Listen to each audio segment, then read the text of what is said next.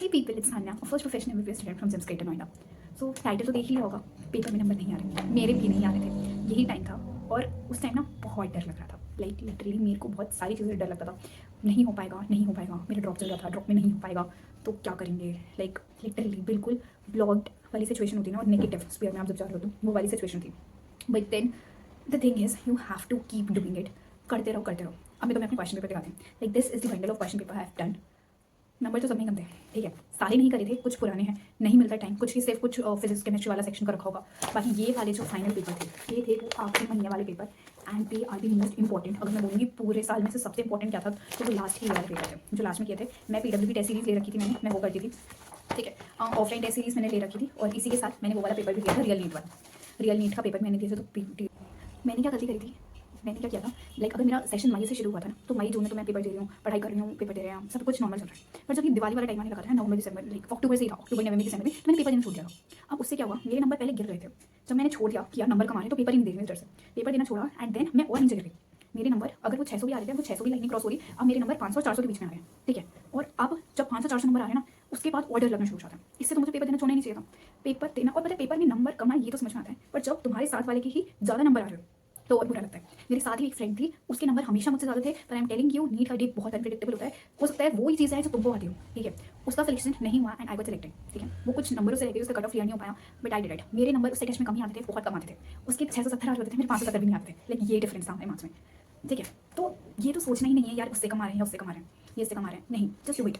भाई पेपर में नंबर कम आएंगे, तुमको पता है ना। लाइक मेरा तो सिनेरियो ये था, ये सारे पेपर है, PW वाले पेपर दिखा मैं भी आपको, तो इन पेपरों में देखो अगर मैंने इस पे देखा भी हो, इन सब में तो बहुत कम नंबर आए थे। मेरे 600 भी क्रॉस नहीं हो रहे थे, आखिरी के 10 दिन में कुछ 600 नंबर टच हुए थे, 600 620, दैट्स इट।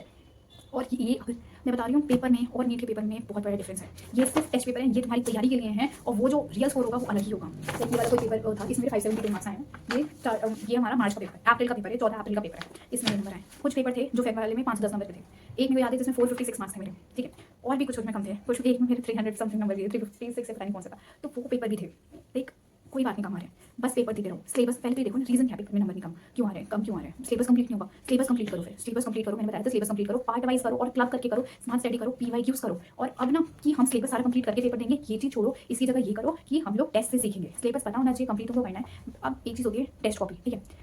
स्टार्टिंग से सेशन में सब बोलते रहे टेस्ट कॉपी बनानी, टेस्ट कॉपी बनानी, मैंने नहीं बनाई यार। टेस्ट को एनालाइज करने में 2-3 घंटे आराम से जाता था, और क्योंकि मेरे और ज़्यादा क्वेश्चन गलत होते थे तो और ज़्यादा टाइम लगता था। तो मैं ये सोचती थी यार 2-3 घंटे इसमें कौन लगाएगा, टेस्ट कॉपी का क्या ही इंपॉर्टेंस होगा, उसे छोड़ो। ये सोचते सोचते दिसंबर तक तो निकाल दिया कि यार नहीं बनाई, नहीं बनाई। उसके बाद थिंकिंग ये चेंज होती है कि क्यों नहीं बनाई यार तान्या, बना लेनी चाहिए थी, सबने बना रखी है, सबने बना रखी है। अब मैं इस चीज़ में भी पीछे हो गई, इसमें पीछे हो गई, और मैं इसमें भी जनवरी निकाल दिया, फेब निकाल दिया, और मार्च भी ऑलमोस्ट निकाल दिया।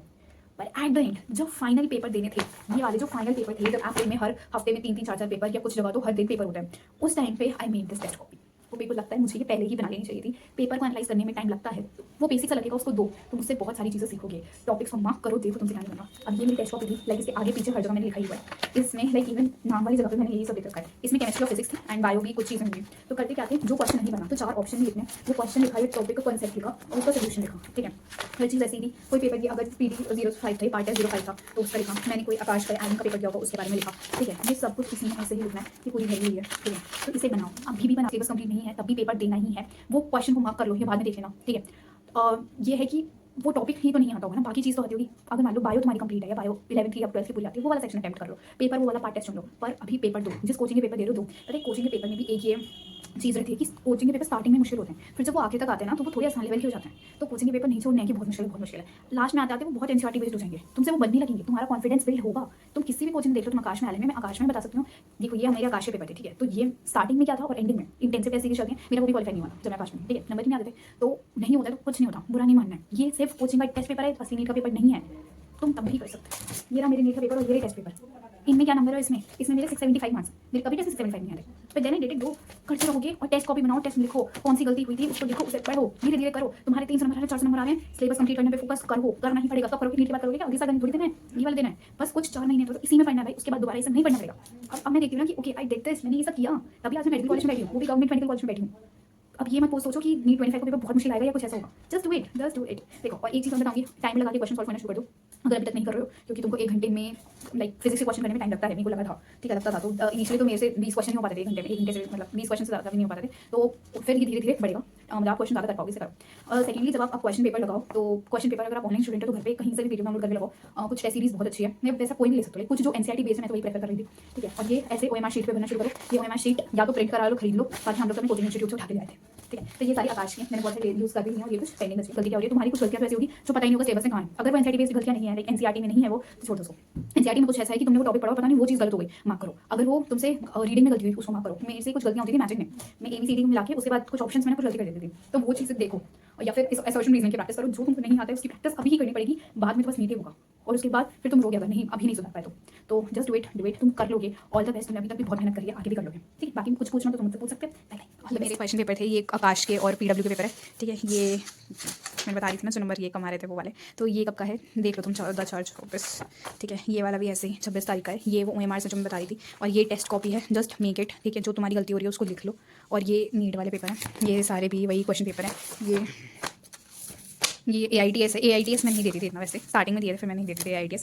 तो पर तुम जो टेस्ट सीरीज फॉलो करो प्लीज़ उसको रेगुलरली करना। मेरे पास PW की थी तो मैंने उसको रेगुलरली किया था, ठीक है। तुम जौन सी भी करना चाहो कर लो, और बस यही है, करते रहना, हो जाएगी चीज़ें, हो जाएंगी। नंबर स्टार्टिंग में नहीं आएंगे, फिर इनिशियली आने लगेंगे, डर लगेगा, लगने दो, हमें तो पढ़ाई करनी है, ठीक है। चलो, ऑल द बेस्ट।